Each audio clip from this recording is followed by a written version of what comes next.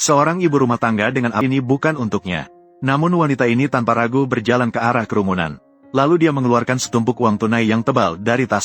Dia tidak pernah menyangka dia akan segera menjadi obat penawar bagi wanita ini. Ternyata 1 jam yang lalu, wanita itu secara tidak sengaja menerima surat perjanjian perceraian dari suaminya. Meringat kembali 8 tahun setelah itu dipenuhi dengan keputusasaan. Namun, saat itu, ibu mertuanya tidak mengucapkan sepatah kata pun penghiburan. Sebaliknya, dia malah menyalahkan wanita itu telah 8 tahun menikah tanpa berkontribusi.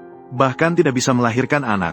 Saat itu, emosi wanita yang tertekan selama bertahun-tahun akhirnya meledak. Dia segera memutuskan untuk tidak lagi menahan diri. Dia ingin keluar dan menjalani hidup yang bebas dan penuh gaya. Jadi, dia membawa uang untuk obat yang awalnya disiapkan untuk neneknya dan pergi ke bar. Manajer melihat dia mengeluarkan uang dengan begitu besar. Dengan cepat, dia mengaturkan sebuah kamar untuknya. Namun, tidak pernah terpikirkan, wanita yang sudah mabuk berat, ternyata berjalan salah menuju kamar dengan bingung. Dan di kamar ini tinggal seorang CEO bernilai triliunan yang menderita misandri. Melihat wanita itu menyentuhnya, CEO terkejut menemukan bahwa dia tidak merasa jijik dengan tindakan wanita ini. Dia bahkan tidak merasakan sedikit pun rasa tidak suka. Jika sekejap, CEO merasakan aliran listrik menyebar ke seluruh tubuhnya. Dan begitulah, keduanya menghabiskan malam yang indah. Keesokan harinya, wanita itu dengan puas meninggalkan sebuah kalimat. Lain kali, saya akan menghubungimu, dan dia pun pergi dengan tercong. Ketika CEO terbangun, dia menemukan bahwa wanita itu sudah tidak ada.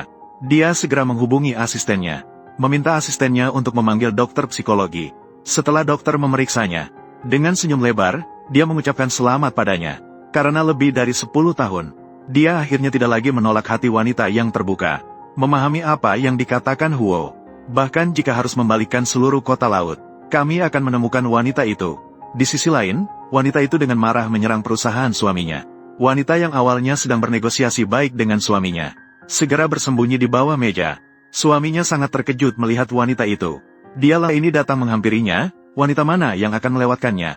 Dia yang kuat segera mulai beraksi, mengklaim langsung setuju. Dia bahkan mengeluarkan sebuah kartu dan menyerahkannya kepada wanita itu, memintanya untuk pulang dan merawat mertuanya terlebih dahulu. Namun setelah wanita itu pergi, pria brengsek itu kembali bercinta dengan wanita yang terkejut.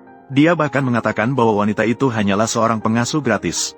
Begitu dia menjadi wakil direktur, dia akan segera menyingkirkannya. Tanpa dia ketahui, semuanya telah direkam oleh wanita itu sebelumnya. Setelah wanita itu mengetahuinya, dia berpikir bahwa dia biasanya hidup sederhana. Namun uangnya diboroskan oleh orang lain. Dia memutuskan untuk menikmati hidupnya dengan baik mulai sekarang. Menghabiskan semua uang yang dihemat untuk dirinya sendiri. Maka dia berlari ke pusat perbelanjaan untuk berbelanja dengan gila-gilaan. Tidak lama kemudian, berita ini sampai ke telinga CEO, Huo Yanting. Ketika asisten mengetahui bahwa penawar, bosnya hanyalah seorang ibu rumah tangga, dia juga merasa kasihan pada bos dengan diam-diam. Namun, pada detik berikutnya, beberapa tindakan wanita itu membuat asisten terkejut hingga tidak. Wanita itu memang merasa agak malu. Tapi dia segera dengan murah hati menyatakan, ingin membayar uang dasi untuk Huo Yanting sebagai kompensasi. Bahkan di depan semua orang, dia memakaikan dasi kepada presiden. Dan juga mengambil keuntungan sedikit. Sepertinya kamu sedang mengenang Nona Yan. Hal-hal satunya orang yang bisa dia tidak tolak dalam 10 tahun terakhir. Dia berharap wanita itu bisa bersamanya. Dia bahkan menawarkan untuk membayar. Buat wanita itu tertegun. Begitu, keduanya segera menandatangani perjanjian. Namun, untuk Tian Sisi, seorang pemuda tanpa sengaja melihat ada sekumpulan koin kuno yang sangat berharga di pasar dadakan. Dia pun mendekat untuk menanyakan harganya. Pemiliknya mengatakan bahwa ini semua diambil dari tanah saat membangun rumah. Dari ruang bawah tanah, dia menjualnya dengan harga tetap 2 yuan per kilogram. Pemuda itu dengan senang hati membelinya. Saat itu, pemiliknya juga mengeluarkan 4 mangkuk porselen, dan bertanya kepada pemuda itu apakah dia mau. Pemuda itu mengambil mangkuk porselen dan melihatnya. Hampir saja dia ternganga.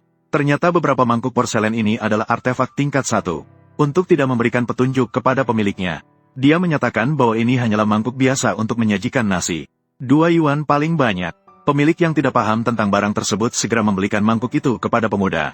Setelah itu, pemuda itu pulang ke rumah, membersihkan semua mangkuk porselen dan koin yang diterimanya, bersiap untuk menjualnya dengan harga yang baik di kota keesokan harinya. Keesokan harinya, dia membawa barang-barang berharga itu ke toko barang antik. Sangat aneh, pegawai wanita itu melihat dia berpakaian begitu sederhana, langsung ingin mengusirnya. Namun ketika pegawai tersebut melihat koin yang dikeluarkan pemuda itu, dia malah memiliki niat buruk, ingin menguasainya. Dia mengambil kesempatan saat pemuda itu tidak mengawasi. diam-diam menukar semua koin. Namun, tindakan pencurian itu sudah diperhatikan oleh pemuda.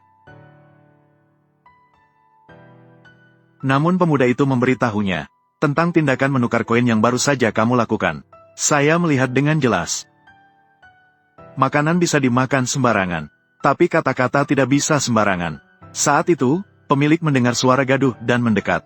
Maksimal 2 yuan per buah. Seorang kasir wanita mengatakan bahwa dia dituduh menukarkan koin. Pemilik langsung bertanya kepada pemuda apakah dia punya bukti. Pemuda membuka kantong dan menyatakan, koin-koin ini jelas berbeda dengan miliknya. Namun pemilik langsung membantah, mengatakan bahwa pemuda itu sengaja berbuat demikian, hanya ingin menepong uang. Pemuda segera berteriak ke arah pintu. Ayo semua, lihatlah, orang ini adalah toko ilegal. Pemuda membantu orang lain memadatkan, dan sembarangan meneriakkan pencuri. Pemilik takut masalah ini akan memburuk dan merusak reputasi. Segera memarahi kasir untuk mengeluarkan koin yang ditukarkan.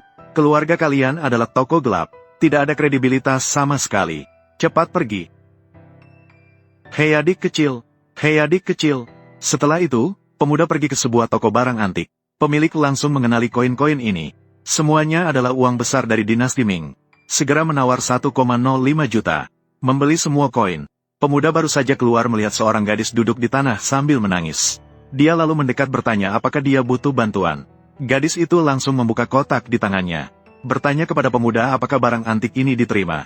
Ternyata barang ini adalah pusaka keluarga gadis itu.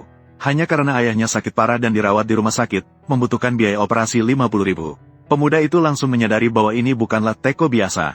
Nilainya bahkan lebih mahal daripada sekantong uang koin tembaga yang baru saja dia jual. Jadi dia mengeluarkan 200.000 untuk membeli teko Yixing milik gadis itu. Setelah itu, dia pergi ke toko barang antik yang tadi. Pemilik toko terkejut melihat itu adalah teko ajaib milik si Dabing. Pria di sebelahnya mendengar.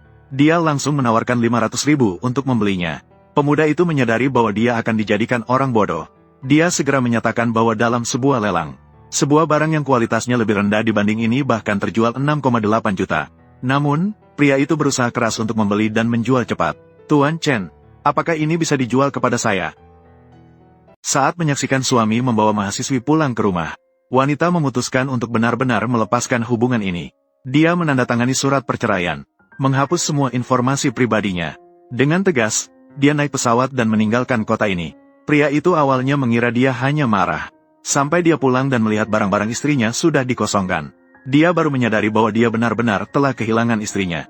Awalnya mereka adalah pasangan yang sangat diidamkan di kampus. Setelah menikah, wanita itu diam-diam menggunakan contoh dari keluarganya.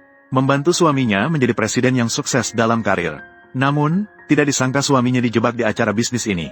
Dia tidak hanya berinteraksi dengan sekretaris, bahkan membuat sekretaris itu hamil dengan anaknya. Wanita itu sangat sedih setelah mengetahui kebenarannya. Tapi dia tetap memaafkan tindakan suaminya. Dia mengira suaminya akan lebih menghargai pernikahan mereka setelah kejadian ini. Namun, tidak disangka keesokan harinya suaminya langsung membawa sekretaris pulang untuk hamil. Melihat kedua orang itu tampak akrab, wanita itu menahan amarahnya dan bertanya pada suaminya apa yang terjadi. Namun, pria itu berkata ibunya sudah mengetahui hal ini. Mereka meminta untuk mempertahankan anak ini. Wanita itu sangat menderita, tapi mengingat bahwa dia belum pernah melahirkan anak. Dia mengira suaminya hanya ingin memiliki keturunan. Tak ada pilihan, dia hanya bisa setuju dengan permintaan sekretaris untuk tinggal di rumah. Tapi siapa sangka bahwa sekretaris bukanlah orang yang lemah. Keesokan harinya saat dia pergi ke toko bunga, dia sengaja menjatuhkan rak dan menghantam wanita itu. Kemudian langsung berbaring di tanah berpura-pura mengalami kontraksi. Suaminya yang datang mendengar suara itu sama sekali tidak peduli dengan keadaan istrinya. Tanpa ragu, dia mengangkat sekretaris dan bergegas ke rumah sakit. Untungnya, orang baik di sebelah membawa wanita itu ke rumah sakit. Setelah wanita itu sadar, pria itu dengan cemas bertanya apakah dia merasa tidak nyaman. Dia mengira suaminya peduli padanya. Tapi dia tidak menyangka pria itu justru berkata bahwa sekretaris mengalami pendarahan hebat. Sekarang satu-satunya yang memiliki golongan darah yang cocok hanyalah wanita itu. Dia berharap dia bisa mendonorkan darah untuk menyelamatkan sekretaris dan anak yang ada di dalam perutnya. Wanita itu seketika marah tak tertahankan. Dia tahu bahwa sekretaris itu sama sekali tidak terluka. Dia langsung menolak permintaan suaminya. Suaminya mengira dia sedang marah. Dia meminta agar dia bersabar demi anak di dalam perutnya. Selama anak itu lahir, semuanya akan selesai. Katakan saja, lalu dia dipaksa untuk dibawa ke sekretaris untuk diambil darah. Setelah diambil darah, wanita itu berjalan lemah sendirian di koridor rumah sakit. Namun secara tidak sengaja, dia melihat suaminya memberikan gelang yang dia bawa dari Wutai Mountain untuk keselamatan kepada sekretaris. Melihat sikap akrab antara keduanya, wanita itu sadar bahwa dia dan suaminya tidak bisa kembali. Jadi keesokan harinya, dia menemui sekretaris. Berjanji bahwa selama dia bisa membuat pria itu menandatangani surat perceraian, dia akan memberi mereka ruang. Sekretaris mendengarnya langsung merasa sangat senang. Dia segera setuju. Dengan cepat, dia memanfaatkan kesempatan saat menandatangani dokumen. Tanpa sepengetahuan pria itu, dia berhasil membuatnya menandatangani surat perceraian. Wanita itu melihat tanda tangan pria itu dan merasakan urgensi yang belum pernah terjadi sebelumnya. Keesokan harinya, dia naik pesawat ke luar negeri. Sementara itu, pria yang tidak tahu apa-apa masih senang bersama neneknya menyiapkan hadiah untuk anak yang akan segera lahir. Namun, saat dia pergi, dia secara tidak sengaja mendengar fakta yang membuatnya sangat terkejut. Ternyata anak di perut sekretaris adalah anaknya dan pria tua ini. Dia berpikir setelah mendorong wanita itu pergi, dia bisa mengandalkan anak untuk mendapatkan pria tersebut. Tapi tidak disangka, pria itu hanya mencintai istrinya di dalam hati. Berjanji untuk memberikan sejumlah uang setelah anak itu lahir agar dia tidak khawatir selama sisa hidupnya. Jangan mengharapkan hal-hal lainnya. Sekretaris itu merasa cemas karena belum kalah. Dia berencana untuk datang ke pria tua itu untuk memanfaatkan anak tersebut demi mendapatkan lebih banyak uang. Namun, yang terjadi adalah dia malah merugikan dirinya sendiri. Sepertinya didengar dengan sangat jelas oleh pria di luar dan nenek itu. Anak ini sebenarnya milik siapa? Gadis itu terkejut mengetahui. Ia selalu berkata hanya mencintai pacarnya. Ternyata dia berhubungan rahasia dengan sahabatnya. Kamu datang untuk apa? Cepat, suruh dia pergi. Gadis itu yang kuat berniat untuk bergegas ke sana, untuk menamparkan pacarnya. Namun, tiba-tiba dia terjatuh, dan langsung jatuh ke tanah. Ketika dia tiba di rumah sakit untuk pemeriksaan, dia juga secara tak terduga mengetahui bahwa dia menderita penyakit terminal. Dokter memberitahunya, hanya ada waktu tersisa maksimum 3 bulan. Setelah terpukul oleh dua kejadian ini, gadis itu sebenarnya berniat melompat dari lantai 20, mengakhiri hidupnya. Namun, tak disangka, telepon tiba-tiba berbunyi. Pria yang menelepon ingin membeli tanah kubur yang ada di tangannya. Tanah kubur yang dicari oleh Nona Su. Bisakah itu diserahkan kepadaku? Mendengar kata-kata ini, gadis itu benar-benar terkejut. Dia sendiri adalah orang yang hampir mati. Ternyata ada orang yang datang merebut tanah kuburnya. Setelah memaki lawan bicaranya beberapa kali, dia pun memutuskan telepon. Namun, ketika dia bersiap untuk melangkah ke pagar, untuk mengakhiri hidupnya, sebelumnya, dia tiba-tiba ditahan oleh seorang CEO. Dan CEO itu adalah orang yang ingin membeli tanah kuburnya. Juga karena munculnya CEO, membuat hidupnya mengalami perubahan besar. Demi merebut tanah kubur, sampai-sampai datang ke sini. Saat itu, Presiden dengan penasaran bertanya padanya, apa yang terjadi sehingga dia tidak bisa berpikir jernih. Gadis itu mengaku bahwa dia merasa tertekan oleh pria dan ingin mengakhiri hidupnya. Setelah mendengar itu, Presiden langsung berkata, tidak ada gunanya mati hanya untuk seorang pria brengsek. Dia menyarankan agar dia tidak melakukan hal bodoh. Setelah mengatakan itu, dia memberikan sebuah kartu nama kepadanya. Dia juga mengatakan bahwa dia ingin tanah kuburan yang ada di tangan gadis itu. Besok dia akan mentransfer uang kepada gadis itu. Namun, tidak disangka pada hari berikutnya, gadis itu langsung memasuki perusahaan Presiden. Dia bahkan mengangkat sebuah spanduk di lobi, sambil berteriak memohon Presiden mengembalikan tanah kuburan kepadanya. Gusinian, kembalikan tanah kuburanku. Saat pria menerima alat musik, dia hampir bercerai karena pertanyaan yang diajukan oleh pengiring pengantin wanita, yang bertanya kepada pengantin pria. Kapan kamu tidur untuk pertama kalinya? Pria itu langsung panik. Sementara itu, pengiring pengantin wanita terlihat sangat puas, dan kelompok saudara di sekelilingnya malah mengolok-olok. Saat di SMA, kami berlima pergi berlibur. Pria itu takut pengiring pengantin wanita kedinginan. Saya memeluknya dan tidur semalaman, begitu kata pria itu. Wajah wanita itu seketika menjadi muram, tetapi demi kepentingan keseluruhan, dia hanya bisa menahan diri. Seharusnya pengiring pengantin wanita akan diam. Namun, tidak disangka, selama proses pencarian pasangan, niat jahat pengiring pengantin wanita semakin jelas. Dia diam-diam mengambil salah satu sepatu pernikahan yang seharusnya tersembunyi di bawah tempat tidur. Dia langsung melemparkannya dari jendela ke bawah. Saat pria itu mempertanyakan, pengiring pengantin wanita berpura-pura tidak bersalah dan berargumen bahwa dia hanya ingin menambah sedikit tantangan pada permainan. Pria itu tidak hanya tidak menyalahkan. Sebaliknya, dia malah menyarankan wanita itu untuk tidak terlalu mempermasalahkan. Bahkan bersama saudara-saudara menuduh wanita itu terlalu sensitif. Hanya sepatu, untuk apa marah sebesar ini? Wanita itu merasa sangat kecewa. Dia bersikeras agar pria itu membeli sepasang sepatu baru di jalan. Pengiring pengantin wanita dan saudara-saudara mulai membujuk pria itu. Mereka mengejek wanita itu sebagai seorang yatim piatu. Semua bergantung pada pria untuk hidup dengan baik. Sekarang dia berani bersikap seperti anak perempuan yang manja. Pengiring pengantin wanita bahkan berpikir atas nama persahabatan. Menggoda pria untuk memberikan tekanan pada wanita saat pernikahan. Agar dia tahu siapa yang berkuasa di rumah. Dia dengan kejam menyatakan bahwa wanita tidak boleh dimanjakan. Harus menetapkan peraturan agar dia bisa patuh padamu. Dan pria yang bodoh itu benar-benar terpengaruh. Dia naif mengira bahwa dia akan segera menjadi manajer umum di grup An. Menikahi wanita itu dianggap menguntungkan. Seharusnya patuh sepenuhnya saat upacara resmi dimulai. Pengiring pengantin wanita tiba-tiba merebut mikrofon dan mengumumkan ingin menambah satu bagian tradisional. Dua pengiring pengantin pria bahkan membawa wanita itu ke panggung dan memaksanya berlutut. Pengiring pengantin wanita dengan keras mengumumkan bahwa wanita harus melewati batas pintu dari bawah kaki orang tuanya. Ini adalah peraturan keluarga Gu yang mewakili mengendalikan menantu perempuan agar bisa mengangkat kepala di rumah. Ibu pengantin pria tampak bangga. Dia sudah sejak lama tidak suka pada wanita itu. Dia menganggap bahwa gadis yatim ini tidak layak untuk putranya yang akan menjadi manajer umum dan mendukung pengiring pengantin wanita. Dia mengatakan bahwa dirinya juga melalui hal yang sama ketika menikah ke keluarga mereka dianggap menguntungkan. Harus mematuhi peraturan untuk menghadapi penghinaan yang nyata ini. Dia memandang pria itu dengan harapan dia bisa berdiri dan berkata sesuatu. Namun pria ini hanya lemah memberikan nasihat padanya. Sabar saja, ini akan berlalu. Jangan membuat keributan di depan begitu banyak orang. Sahabat wanita itu ingin maju untuk berdebat tetapi ditahan kuat oleh para pengiring pengantin pria di bawah dorongan dan tekanan orang banyak. Wanita itu dipaksa terjatuh ke tanah dan merangkak melewati batas pintu yang melambangkan martabat. Namun, ini belum berakhir. Kemudian pengiring pengantin wanita meminta seseorang untuk membawa sebuah bak kayu. Di dalamnya mengapung beberapa telur yang mengeluarkan bau busuk yang membuat mual. Ternyata ini adalah kebiasaan buruk yang konon telah dibatalkan sejak lama. Mengambil telur dari air kotor. Pengiring pengantin wanita dengan bangga menyatakan bahwa mengambil beberapa telur berarti bisa melahirkan beberapa anak laki-laki. Ini untuk menjaga keluarga dan memperluas keturunan. Ibu pria itu bahkan bertepuk tangan dengan antusias. Mendorong wanita itu untuk segera mengambil telur. Kali ini ayah pria itu sudah tidak bisa menahan diri lagi. Dia marah karena mereka bertindak konyol. Namun pria itu justru demi yang disebut sebagai martabat. Memilih untuk berdiri di samping sahabat baik. Wanita yang batuk jangan mengganggu lagi. Saat ini wanita benar-benar putus asa. Dia melihat pria di depannya. Melihat sekelompok orang jahat yang mengintimidasi di sampingnya. Akhirnya mengerti betapa konyolnya mengorbankan segalanya demi cinta. Ketika pengiring pengantin wanita kembali mencoba mendorongnya ke dalam tong kotor. Wanita tidak bisa lagi menahan diri.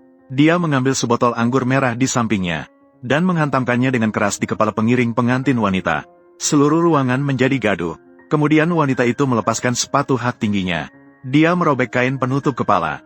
Di depan semua tamu, dia dengan tegas mengumumkan, "Saya tidak akan melanjutkan pernikahan ini." Pria itu kini benar-benar bingung. Dia berteriak kepada wanita itu, menyalahkannya seperti seorang wanita tua. Bahkan berani memukul sahabat kecilnya. Memerintahkannya untuk segera meminta maaf. Pengiring pengantin wanita bahkan dengan jahatnya mengutuk wanita itu. Dia adalah wanita yang tidak berpendidikan. Daun dan bunga belum jatuh. Suara dingin yang melanggar aturan datang dari luar pintu. Sekitarnya juga ikut meneriaki. Mereka meminta Chu Chen, si miskin itu, untuk tidak mempermalukan dirinya di sini.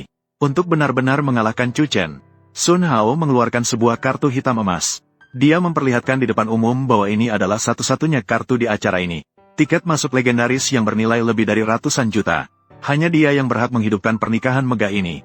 Mantan pacarnya, Lin Fei Fei, juga memperlihatkan rasa sukacitanya.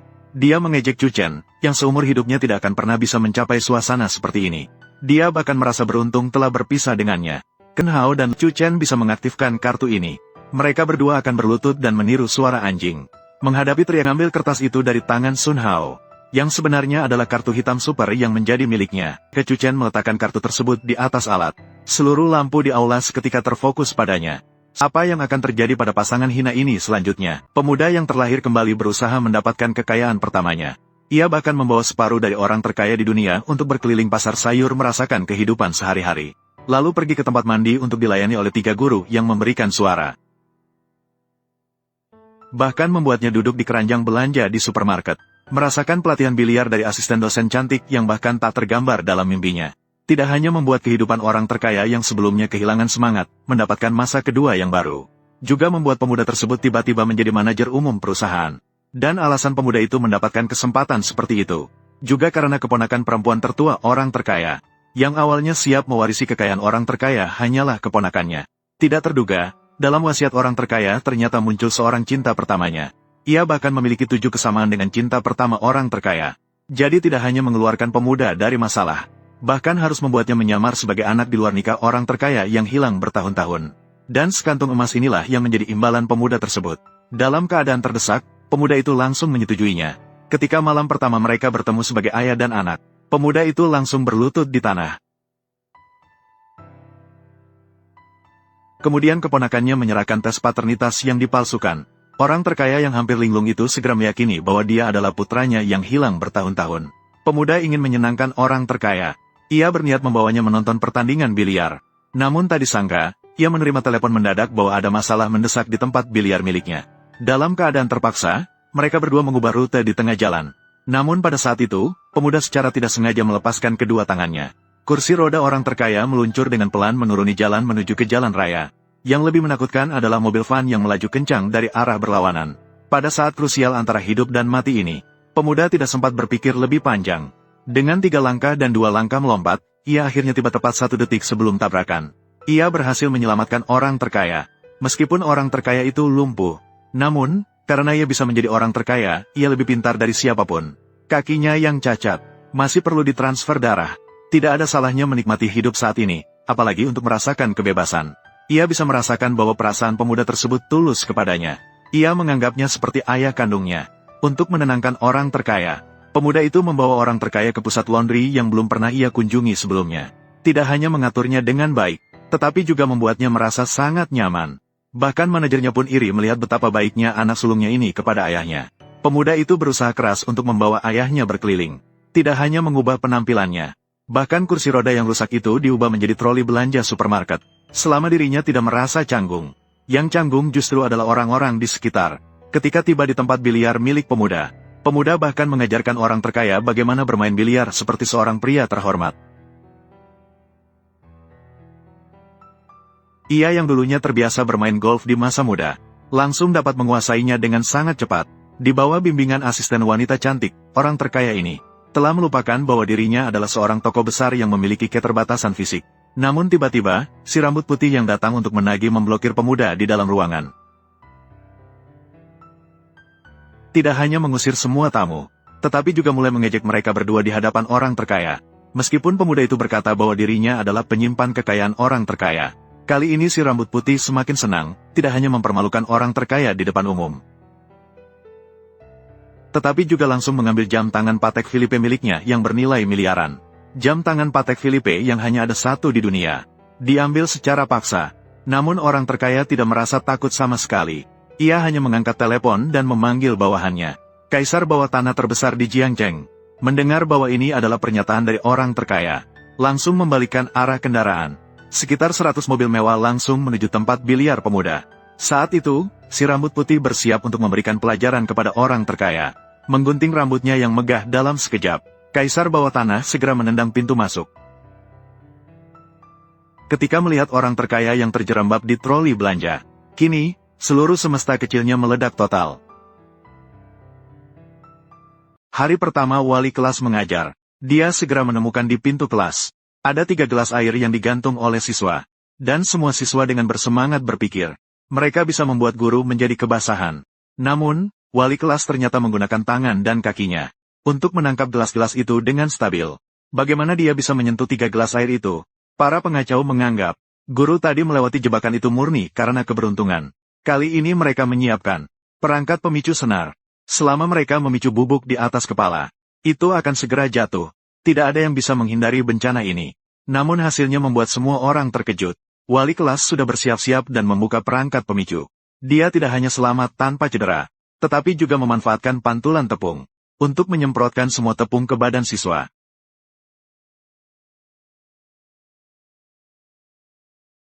Melihat siswa-siswa yang merasa bisa menggoda dia, wali kelas memutuskan untuk memberikan kepada para pengacau sebuah pelajaran yang mendalam. Dia dengan sengaja berjalan ke samping jebakan berikutnya. Kemudian dia menarik alat pegas di luar. Saat bola karet hampir mengenai wajah wali kelas, teman-teman sekelasnya ketakutan dan menutup mata mereka. Namun, bola karet yang berputar cepat ternyata ditangkapnya dengan 1 tangan. Namun, aksi yang sangat keren ini segera memicu seluruh kelas siswa. Jeritan seperti penghormatan yang dalam. Saat semua orang sedang berada dalam suasana yang tinggi, Layar di dinding tiba-tiba goyang dan jatuh.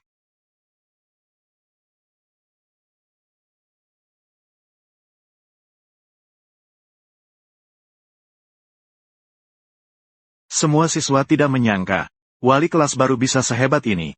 Dan alasan pria itu memiliki kemampuan yang luar biasa. Semuanya karena dia sebelumnya adalah guru olahraga. Namun dipindahkan oleh kepala sekolah untuk menggantikan. Kelas 9 terkenal di seluruh sekolah. Kamp konsentrasi pengacau. Sebelumnya sudah ada beberapa wali kelas yang pergi karena marah. Maka, masalah panas ini pun jatuh ke tangannya.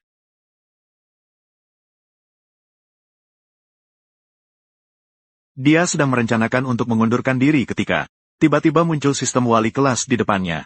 Melihat petunjuk dari sistem, dia dengan gembira menemukan. Asalkan mencapai tujuan, dia tidak hanya bisa mendapatkan rumah di kawasan sekolah terbaik, tapi juga hadiah 2 juta. Semua orang jelas tahu bagaimana memilih kesempatan baik seperti ini.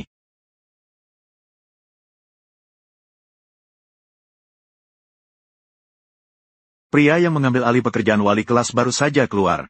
Rekeningnya tiba-tiba bertambah 2 juta. Saat kembali ke kantor, sertifikat rumah terletak diam di atas meja. Syarat yang begitu menggoda datang dengan begitu mudah. Pria itu dengan gembira ingin segera pergi, menemui para pengacau itu. Saat hampir sampai di pintu, sistem memberinya satu bakat olahraga lagi. Ini membuatnya dengan mudah menghindari perangkap organisasi siswa. Ketika mendapatkan kemampuan menakutkan, anak nakal itu langsung menjadi baik. Untuk memudahkan manajemen, semua orang diatur. Bergantian naik ke panggung untuk berbagi impian mereka. Dia percaya setiap anak. Pembelajaran bukan satu-satunya pilihan. Kuncinya adalah menggali perspektif bakat masing-masing. Bahkan anak-anak biasa dapat bersinar. Pemindaian sistem menunjukkan siswa tidak ada yang santai. Ternyata bakat mekaniknya sangat luar biasa. Dia segera menunjukkan dengan nada mengejek. Desain mekanisme tadi sedikit kasar.